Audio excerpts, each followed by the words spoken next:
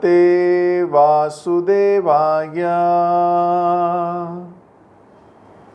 ओम नमो भगवते वासुदेवाय। ओम नमो भगवते वासुदेवाय। हरे कृष्णा। आप सभी भागवत प्रेमी भक्तों का बहुत बहुत हार्दिक स्वागत, अभिनंदन। हम लोग पढ़ रहे हैं ग्रंथराज श्रीमद् भागवतम, चौथा स्कंद और 31वां अध्याय। नारद जी और प्रचेतास के मध्य वार्तालाप। नारद जी ने कल प्रचेतास को बोलना शुरू किया है। नारद जी कह रहे थे कि सुसंस्कारी मनुष्य का जन्म जो है वो 3 बार होता है। पहली बार माता पिता से, जिसको वीर्य जन्म या शौक्र जन्म कहते हैं। दूसरा जन्म जब उसकी दीक्षा होती है, सावित्र जन्म कहलाता है। और तीसरा ब्राह्मण या याज्ञिक कहलाता है। और ये बता रहे थे कि ये ब्राह्मण कोई ब्राह्मण नहीं है। ब्राह्मण, हर व्यक्ति ब्राह्मण हो सकता है, लेकिन उसमें भक्ति होनी चाहिए। और इस पे तो प्रभुपाद जी ने बहुत पिटाई की थी, और थोड़े 2-4 घूसे मैंने भी मार दिए थे साथ में। प्रभुपाद जी तो पिटाई कर ही रहे थे, तुम थोड़ा मैंने भी लगा दिए बीच में। तो वास्तविकता यही है कि जो भक्त है वो श्रेष्ठ है, बस सिंपल सरल यही है। और प्रभुपाद जी तो ये भी कह रहे थे कि यदि कोई ब्राह्मण है पर भक्ति से शून्य है तो वह श्वपच है। श्वपच मतलब कुत्ता खाने वाले के समान है। तो फिर क्या फायदा। और फिर प्रभुपाद जी ये भी कह रहे थे, लेकिन कोई भक्ति में पारंगत है तो चंडाल कुल में क्यों ना जन्म लिया हो, वो शुद्ध है, वो श्रेष्ठ है। और प्रभुपाद जी ये कह रहे थे कि भक्ति के अगर बिना हो तो गर्वीला ब्राह्मण अपना उद्धार नहीं कर सकता, तो परिवार की तो बात ही दूर है, बाकियों का उद्धार तो बाद में होगा। वह अपना ही नहीं कर सकता। तो बहुत प्रभुपाद जी टाइट बोल रहे थे। तो वो लोग जो थोड़े इसमें एरोगेंट हैं, थोड़े अहंकार है जिनको अपने इस जन्म पे, उनके लिए थोड़ा दुखद समाचार था। लेकिन वो लोग जो भक्त हैं उनके लिए सुखद समाचार है। तो अगर आप वैसे भी ब्राह्मण हो और भक्त भी हो तो फिर तो आप श्रेष्ठ हो। आप गर्वित नहीं हुए अपने ब्राह्मण कुल से। अगर आप ब्राह्मण हैं और भक्त भी हैं तो सोने पे सुहागा है। ये तो बड़ी दिव्यता है। भगवान ने आपको ब्राह्मण परिवार में जन्म दिया था क्योंकि आपकी पुरानी सुकृतियां थी। लेकिन आपने अगर उसका मूल्य नहीं चुकाया, अगर आपने उसको लाइटली ले लिया तो आप गड़बड़ कर गए, अभागे हो, दुर्भागे हो, श्वपच कह दिया प्रभुपाद जी ने तो। लेकिन अगर आप ब्राह्मण परिवार में हो और फिर आपने भक्ति भी करी है या कर रहे हो तो आप सदैव आदरणीय हो, इसमें कोई दो राय नहीं। नमो ब्राह्मण देवाय गौ ब्राह्मण हिताय च जगत हिताय कृष्णाय गोविंदाय नमो नमः। तो यहाँ तो भगवान के प्रणाम मंत्र में भी है गौ ब्राह्मण हिताय च। भगवान प्रिय हैं ब्राह्मणों के, पर ब्राह्मण केवल जात ब्राह्मण नहीं है, कर्म ब्राह्मण है, जो तितिक्षवा है, टॉलरेट करता है। आज तो प्रभुपाद जी के कोर्ट में आपने पढ़ा, प्रभुपाद जी ने कहा ही इज अ चीटर। जो गुरु के सामने वचन ले चुका कि मैं माला करूंगा, सही करूंगा, ये करूं, और वो ना करे, ही इज अ चीटर।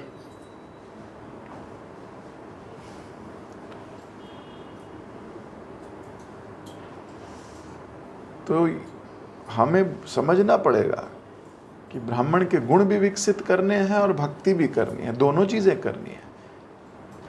क्योंकि जो भक्त है उसमें ब्राह्मण के गुण आ ही जाएंगे। धर्म तो साक्षात भगवत प्रणीतो। जब कोई व्यक्ति का धर्म भगवान के आज्ञा पालन करने में लगता है तो उसमें ब्राह्मण गुण अपने आप विकसित हो जाते हैं। तो अगर हमारे में ब्राह्मण गुण विकसित नहीं हो रहे तो हम ठीक से नहीं कर रहे, we are not doing correctly. तो कोई पूछ सकता है कितने दिन में गुण प्रकट हो जाते हैं? तो भगवान तो बोल रहे हैं क्षिप्रम, मतलब 1 सेकंड में, बस इतनी देर में, बस इतनी देर में ब्राह्मण के गुण प्रकट हो जाएंगे। पर प्रभु जी हम तो किराए पे भी रख लेते हैं, 2-4 लोग बजाते रहेंगे, लेकिन तब भी नहीं प्रकट हो रहे ब्राह्मण के गुण। क्यों नहीं हो रहे? क्योंकि हम ठीक से फॉलो नहीं करते।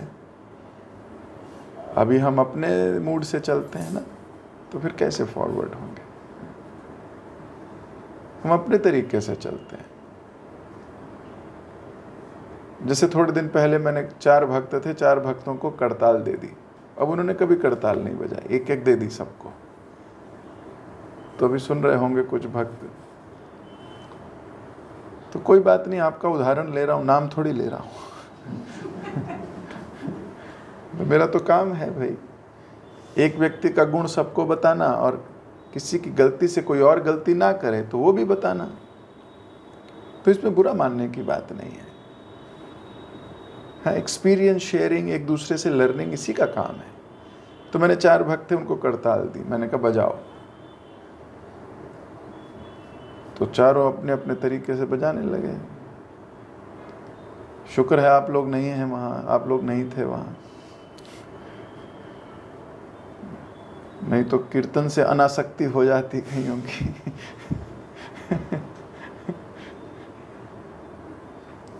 तो धमाधम बजाई उन्होंने। शुक्र तुम नहीं थे वहाँ, तुम तो फिर क्या हुआ? फिर मैंने सबको बोला कैसा लग रहा है? बोले बहुत मज़ा आया प्रभु जी, आज हमने करताल बजाई। तो करताल बजाई उन्होंने, इसमें क्या गलत है? उन्होंने करताल बजाई, कोई गलत है भी? बजाई उसने। और फिर मैंने उसको 3 ताल में थोड़ा बजाया। मैंने कहा अब, तो मैंने भी बजाई। तो हम 5 ने करताल बजाई, लेकिन एक की थोड़ी थोड़ी ठीक थी। मेरे को थोड़ी थोड़ी आती, ज़्यादा तो नहीं आती, पर थोड़ी आती है। बाकियों की करताल में सुर नहीं था, तो सुर नहीं था, पर करताल तो उन्होंने बजाई। ऐसी भक्ति है। तो मैं ये समझाना चाह रहा था उनको कि करताल बजाते हुए सब दिख रहे होंगे, लेकिन उसके पीछे का सुर गायब है। ऐसी भक्ति करते हुए सब दिख रहे होंगे, बहुत से लोग दिख रहे होंगे भक्ति करते हुए, लेकिन पीछे का सुर गायब है, भाव गायब है। तो कह तो सकते हैं हम भक्ति कर रहे हैं, मैंने करताल बजाई। अब वही हाल होगा जैसे मैंने मृदंग बजाया, और मेरा मृदंग सुन नहीं पाओगे आप। कहोगे प्रभु जी अब बस भी करो।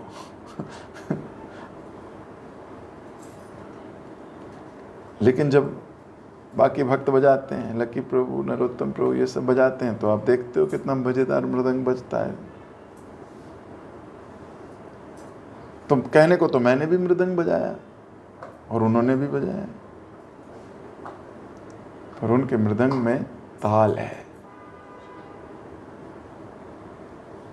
तो यही समझने की बात है बस। जो ये बारीकी समझ लेता है वो आगे बढ़ जाएगा। तो वो ब्राह्मण जो कृष्ण भक्त है वो आगे बढ़ जाएगा। वो जो कृष्ण भक्त है, ब्राह्मण नहीं है, वो ब्राह्मण से भी श्रेष्ठ हो जाएगा। यही तो हरिदास ठाकुर ने किया, यही अद्वैत आचार्य ने हमें बताया, और यही नारद जी भी बता रहे हैं। और अब आप इसे अपने अपने जीवन में भी लगा सकते हो। कहने को सब एक जैसे हो सकते हैं, लेकिन एक जैसे हैं नहीं। हमारे भाव अलग हैं। भगवान को प्रसन्न करने की हमारी इच्छा अलग है, हमारी इंटेंसिटी अलग है। लेकिन ये बात सच है कि प्रभुपाद जी की मूवमेंट में आ गए हो तो एक ना एक दिन तो 100% पहुंचोगे, एक ना एक जन्म में पहुंचोगे। इस जन्म में नहीं पहुंचे, लेकिन जिसको तीव्रता से भक्ति करनी है वो इस जन्म में भी विनम्र होकर बैठ जाएगा, वो तो जाने नहीं देगा।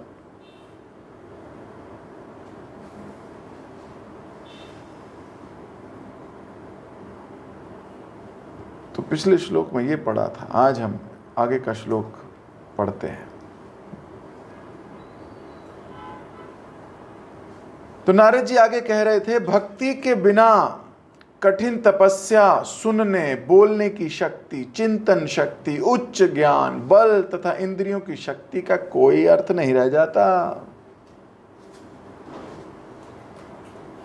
तो आपके पास कठिन तपस्या करने की ताकत हो सकती है। कई लोग होते हैं ना, बहुत तपस्या कर सकते हैं, they have very high determination, very high will power. कईयों की सुनने की शक्ति बड़ी अच्छी होती है, दे कैन हियर अटेंटिवली। कोई बोलने की शक्ति है कि वाक पटुता है। कईयों की सोचने की शक्ति बहुत अच्छी है, कईयों के पास ज्ञान बहुत हाई है, कईयों के पास बल है, कईयों के पास इंद्रियों में पावर है। लेकिन नारद जी कह रहे हैं इन सब का कोई मूल्य नहीं है, 2 टके की भी नहीं है। ऐसे 2 टके तो उन्होंने नहीं कहा, मैं कह रहा हूं कि वास्तव में कुछ भी नहीं है, मूल्य नहीं है। वो तो 2 टके भी नहीं कह रहे थे, वो तो कह रहे थे 0 है। मैंने फिर भी चलो अपनी बुद्धि से दे दिए 2 टका का मूल्य। नारद जी कह रहे हैं कुछ नहीं है, आपके पास तपस्या करने की शक्ति है तो ठेंगा लो, नहीं चाहिए तुम्हारी तपस्या करने की शक्ति।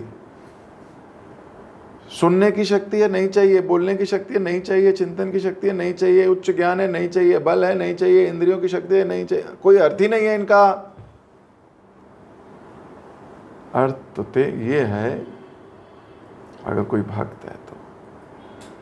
अब कोई भक्त है कि नहीं कैसे पूछो, उससे पूछो, वो तो यही बोलेगा भक्त है। इस संसार में जितने लोग हैं, भले ही जप करते हो ना करते हो, अपने को भक्ति बोलते हैं। आप पूछो उनसे, बोलते जी हम भी भक्ति करते हैं। कहीं मिलते होंगे आपको, मेरे को तो बहुत मिलते हैं। बोलते तुम लोगों की अनोखी भक्ति है, भक्त तो हम भी हैं, देखो तुम्हारी अनोखी भक्ति है। क्या सुबह सुबह उठ के लग जाते हो तुम? भाई हमारे भगवान तो 10 बजे भी उठते हैं हमारे साथ। हाँ भाई हमारे वाले बढ़िया हैं भगवान, वो मना भी नहीं करते, लहसुन खाओ, प्याज खाओ, दारू पियो, तंबाकू खाओ। तुम्हारी अनोखी भक्ति है।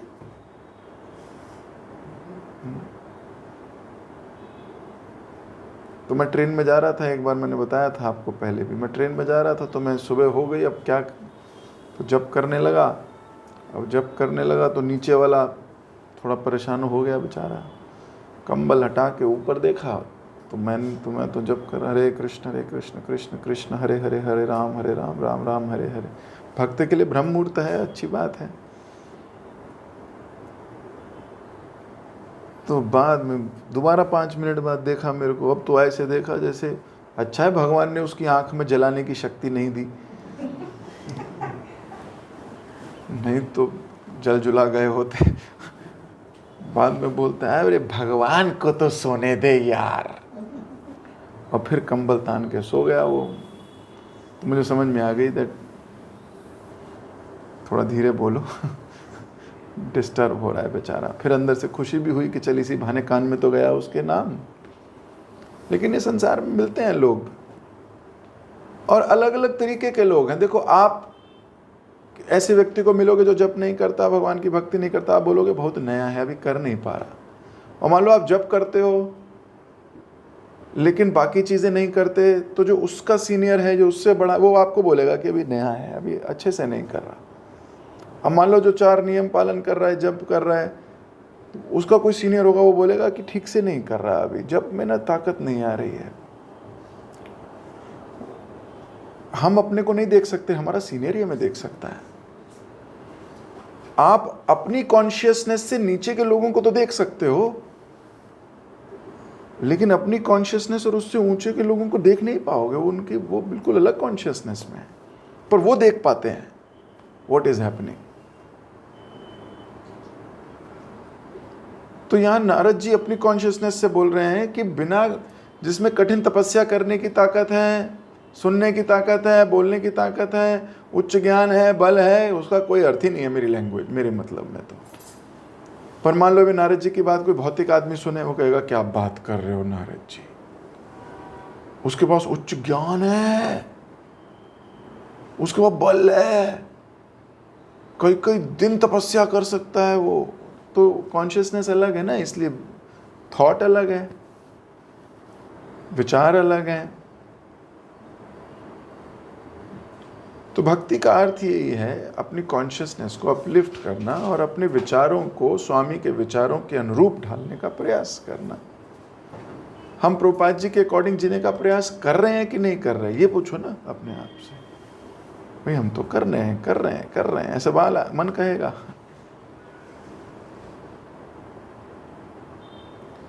तो केवल वेदों के अध्ययन से परमेश्वर के साथ हमारे संबंध कभी आगे नहीं बढ़ सकते।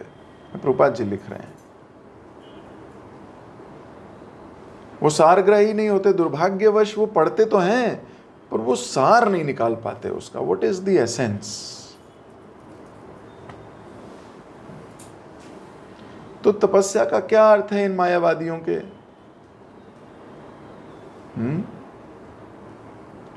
कोई तपस्या का अर्थ नहीं रह गया। और यदि कोई भगवान के पास पहुंच चुका है तो उसे तपस्या की कोई आवश्यकता भी नहीं है।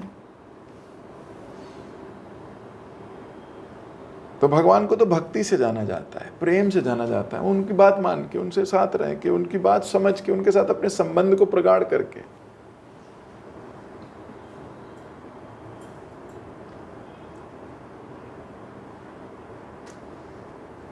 तो ये जो अच्छे अनेक विचारवान लेखक हैं, दार्शनिक हैं, फिलोसोफर्स हैं, अपने आप को बहुत ऊंचा पंडित्य समझते हैं, तो भगवान तक नहीं पहुंच जाते। प्रभुपाद जी कहते हैं वो तो कोरे ज्ञानी हैं, बस कोरे ज्ञानी लोग हैं, भक्त नहीं हैं, क्योंकि भगवान को ही नहीं समझ पाते। और हमारी इंद्रियों का जहां तक प्रश्न है, तो पशु ऐसे इतने अच्छे हैं जिनकी इंद्रियां हमारे से ज्यादा उपयोगी हैं। गिद्ध को देखा है आपने कभी? आसमान में उड़ता है, आपको मालूम है वो 20 किलोमीटर ऊपर भी जाएगा तो नीचे चींटी को भी देख सकता है, इतनी तगड़ी आंख है उसकी। इतना सा चूहा, कॉकरोच, इतना सा भी उसको दिख जाता है 10 किलोमीटर ऊपर से। हमें तो नहीं दिखता। तो हमारी कहाँ इंद्रिय गिद्ध जितनी स्ट्रांग है? प्रखर है उनकी दृष्टि है।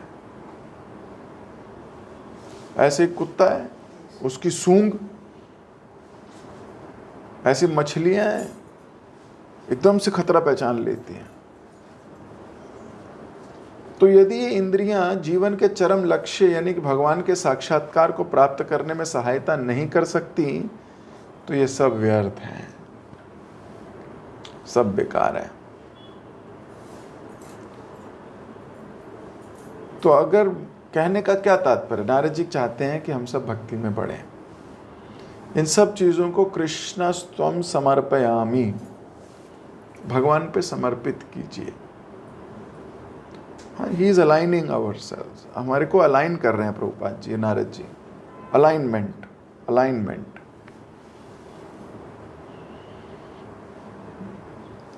शास्त्र बताते हैं जो अलाइंड है वही खुश है, उसके जीवन में कभी अंधेरा नहीं है। So we should be aligned, सबका एक ही ध्येय, भगवान कृष्ण की संतुष्टि। और कैसे पहुंचेंगे वहां तक? आज्ञा पालन करके, क्योंकि हृदय से ज्ञान तो तभी प्रकट होता है, दिव्य ज्ञान हृदय प्रकाशित हो।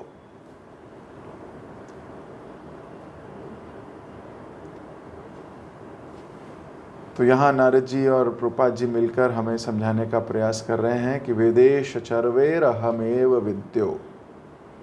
ये संसारी लोग, ज्ञानी लोग, तपस्वी लोग, मायावादी लोग क्या जाने हमें क्या आनंद आता है, वो क्या जाने हमें सुबह उठने में क्या मजा आता है, क्या जाने। वो तो कई बार मिलते हैं तो बोलते हैं तुम 3:30 उठ जाते हो, कितनी बुरी हालत है तुम्हारी, तुम 4 बजे उठते हो, तुम 4:30 उठते हो। तो वो सोच रहे होते कितनी बुरी हालत है, और भक्त भी सोच रहा होता है कितनी बुरी हालत है इसकी।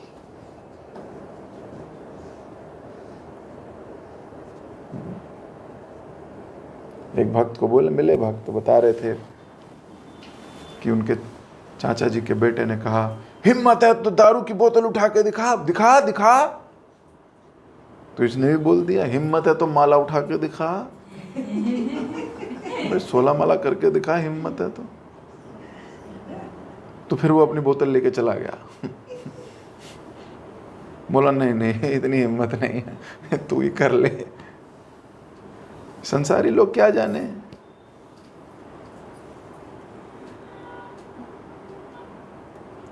हमें क्या मजा आता है। तो ऐसी जिसकी कॉन्शियसनेस अपलिफ्ट ऊपर ऊपर जाती रहती है ना, उसको धीरे धीरे आनंद बढ़ता चला जाता है। वो अपनी कॉन्शियसनेस देख सकता है, अपने नीचे वालों की कॉन्शियसनेस देख सकता है। धीरे धीरे धीरे धीरे इंसान की कॉन्शियसनेस अपलिफ्ट होती रहती है। जब तक आप हायर प्लेन्स में नहीं जाओगे, आप देख नहीं पाओगे लोअर प्लेन्स को। तो ये ज्ञानी, तपस्वी, अष्टांग योगी इत्यादि जितने योगी गण हैं, ये सब भगवान के अस्तित्व को पा नहीं पाते। योगिनाम अपि सर्वेषां मद्गतेन अंतरात्मना श्रद्धावान भजते यो माम सामयुक्त तमो मता। जिसकी श्रद्धा है वही पा पाएगा। तो श्रद्धा होनी चाहिए। जगत गुरु श्रील प्रभुपाद की जय, ग्रंथराज श्रीमद् भागवतम की जय। हरे कृष्णा। किसी का कोई प्रश्न? तो भक्ति के बिना इन सब चीज़ों का कोई अर्थ नहीं। बस ये बॉटम लाइन लेके जाइए। अगर कृष्ण नहीं है तो कोई फायदा नहीं किसी भी चीज़ का। ठीक है। विशिष्ट अमृत प्रभु कुछ पूछना चाहते हैं? हरे कृष्णा प्रभु जी, चरण प्रणाम। जी प्रभु जी।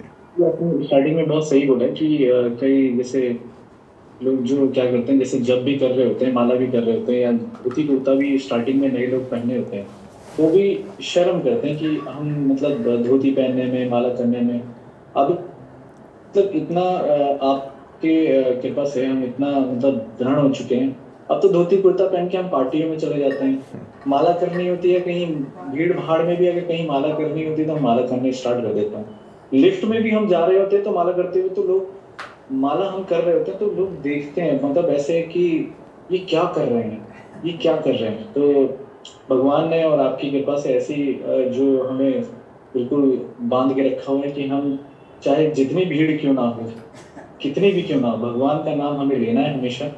और बहुत अच्छी बात बोली आपने, जो अलाइन है वही खुश है, ये शास्त्रों में ये लिखा हुआ है, तो बिल्कुल सही बात है। तो ये तो भी मेरी रियलाइजेशन थी, हमें बिल्कुल निष्ठा के साथ, बिल्कुल धैर्य के साथ हमें माला करनी है, किसी से नहीं डरना है।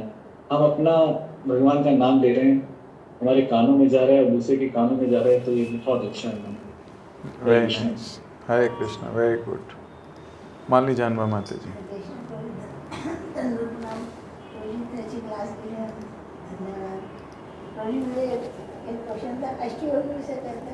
अष्टांग योगी, जो अष्ट अंग जो हैं, यम नियम इत्यादि पालन करते हैं, सांस को रोक लो, लंबी सांस लो, इस वाली नाक से सांस लो, एक पैर पे खड़े हो जाओ, कुशाग्रास बिठा के बैठ जाओ, जो बहुत योगीगण तपस्वी होते हैं।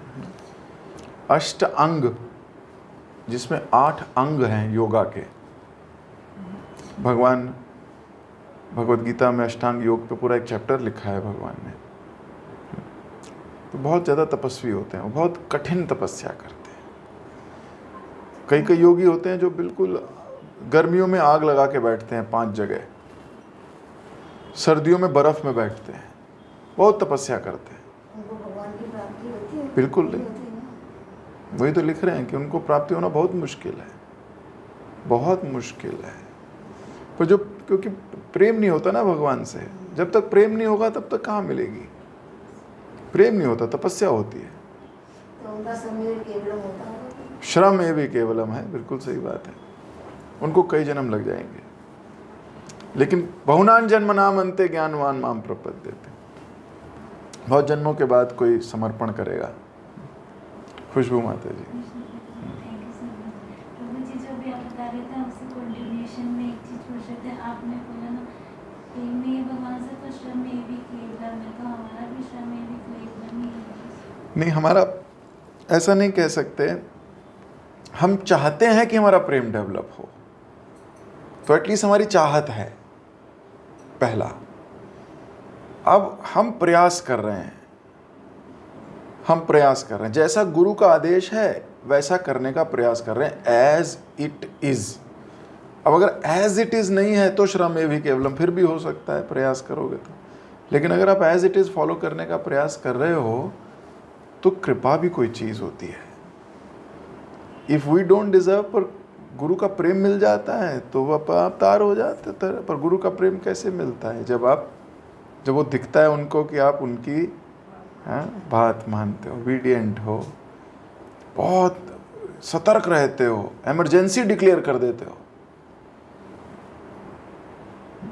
तो हमारी तो कृपा की मूवमेंट है। प्रभुपाद जी लिखते हैं 1000 बार, और चैतन्य महाप्रभु ने पता नहीं कितनी बार लिखा कि ये भक्ति मूवमेंट से ज़्यादा कृपा मूवमेंट है ना। Receiver mode rather than achiever mode. याद है, अचीवमेंट नहीं है, अचीव नहीं कर पाओगे आप। मैं भगवान को अचीव कर लिया, मैंने आज 64 माला अचीव कर ली, अचीव नहीं कर पाओगे कुछ भी, रिसीव कर पाओगे। तो रिसीव मतलब कृपा मूड है। तो हमारी मूवमेंट ही कृपा की मूवमेंट है। समाउ और दी अदर हमें अपने सीनियर या गुरु को, गुरुजनों को अट्रैक्ट करना है कि वो भगवान को बोले कि बहुत अच्छा बच्चा है। कृपा, ठीक है। हरे कृष्ण। सिद्धार्थ खुराना प्रभु, लेकिन ये तो इनका हाथ खड़ा है। यस, हरे कृष्णा प्रभु जी। सॉरी प्रभु जी, मेरा फोन डिस्चार्ज हो गया तो मैंने No उनका problem. फोन ले लिया। Prabhu ji, I would strongly agree to Vishesh Amrit Prabhu ji that Prabhu ji आज माला हमारे साथ है और उसमें कॉन्फिडेंस है, उसमें वो भाव है, तो वो सिर्फ और सिर्फ आपकी वजह से। I remember my initial days में डब्बे में छुपा के माला करा करती थी, स्टील के डब्बे, बट आई रियलाइज दैट हाँ, कॉन्फिडेंस आज जो आया कि हर जगह मैं माला कैरी कर सकती हूँ, मैं भगवान का नाम ले रही, वो कॉन्फिडेंस गुरु ने दिया है। So Prabhu ji, big gratitude to you. Thank you so much for being so compassionate towards me. Thank you for everything Prabhu ji, thank you so much. Okay. Jagat Guru Srila Prabhupada की जय। बहुत बहुत धन्यवाद आप सभी का। अभी मैं क्लास को कर रहा हूँ अभी विराम, कल मिलेंगे। हरे कृष्ण।